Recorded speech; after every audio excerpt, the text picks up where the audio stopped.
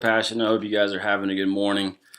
Um, this morning we're going to be talking about gentleness, which is probably not too popular with the guys because oftentimes when we think about gentleness, we think it makes us look weak. And so I'm going to give you a few examples and kind of bust that myth because it's far from the truth. And so when I was a kid, me and my dad used to play this game where whenever he'd come home, I'd go to shake his hand and I'd squeeze it as hard as I could, and I'd keep squeezing, squeezing, squeezing, trying to hurt him. And obviously I never did because he was much stronger than me.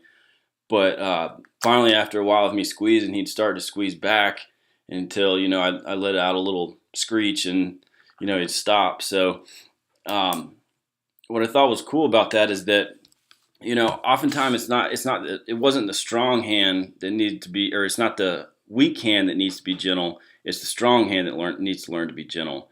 And so when you think about gentleness, gentleness means having great power and choosing to wield it in a way that is compassionate to others and that benefits others.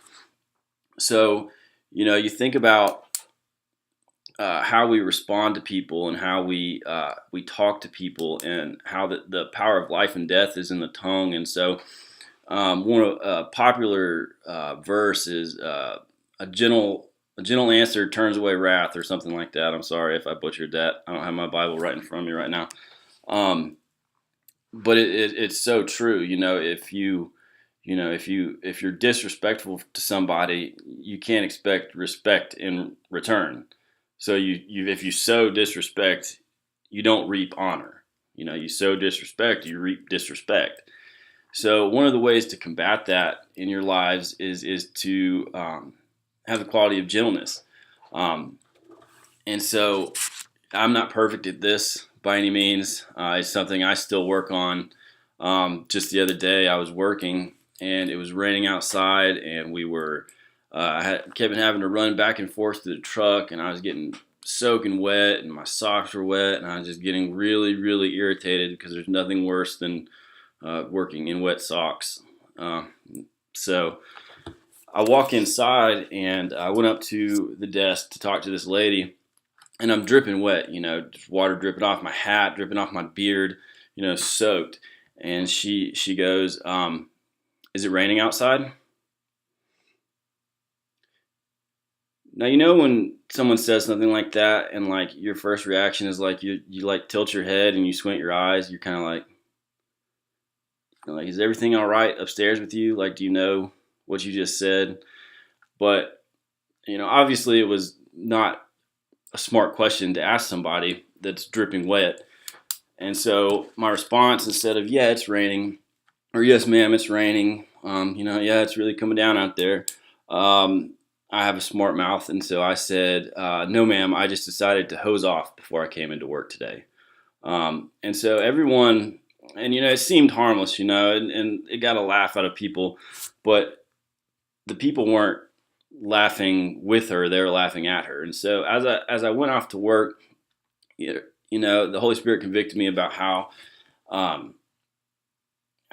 just unnecessary that was, and I was like, I could have responded in so many different ways, and I have no idea whether or not it hurt her or not at the time. And so it bugged me the whole time I was working. So I made it a point to go apologize to her after we were done working, and I was like, "You know what? I'm sorry. I didn't mean to make fun of you or be a jerk to you. It's just there's no excuse for that."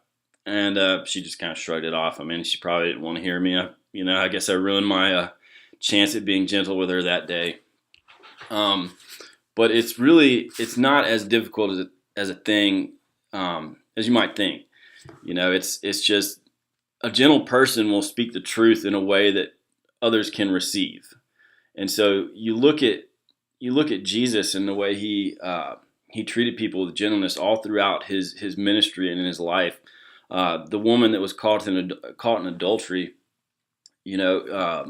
they threw her before her, and the Pharisees were like, "Let's stone her," and Jesus was like, "Let's, let he who has no sin cast the first stone." And it's it's a gentle answer because Jesus was perfect. He was God in flesh. And so you'd think, I mean, if anyone had the right to judge this woman, it was Jesus. But instead, he chose to respond gently and told her to go and sin no more, and actually rebuked the Pharisees for even coming at him with that stuff. So, Jesus was just the perfect example of strength under control. And that's exactly what gentleness and meekness is. It's being humble, but being strong as well, and just treating people with respect. And you can present the truth to people without being disrespectful. You can do it in a way that's sensitive to their feelings. And really, as Christians, that's what we're called to do. We're called to be the light. We're called to be set apart from the world. And so, you look in Philippians 4:5. It says, "Let your gentleness be evident to all."